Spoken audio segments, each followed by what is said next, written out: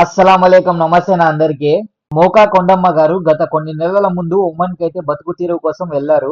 ఆమె పని చేయడానికి వెళ్ళిన ఇంట్లో ఆమె యొక్క యజమాని మోకా కొండమ్మ గారికి మోకా కొండమ్మ గారి యజమాని ఆమెను కొడుతూ, తిడుతూ ఉన్నారు.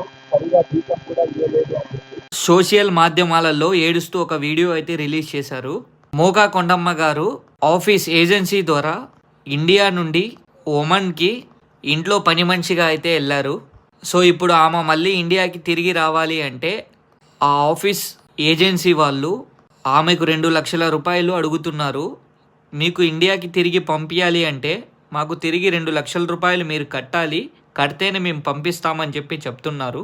దయచేసి మన కువైట్లో ఉన్న యూట్యూబర్ సోదరులకి, మన ఇండియాలో ఉన్న యూట్యూబ్ సోదరులకి, అదేవిధంగా ఒమన్లో ఉన్న ఇండియా సోదరులందరూ మోకా కొండమ్మ గారి బ్యాంక్ అకౌంట్ డీటెయిల్స్ అన్నీ మేము ఇక్కడైతే మెన్షన్ చేసాం వీడియోలో. సపోర్ట్ చేయండి.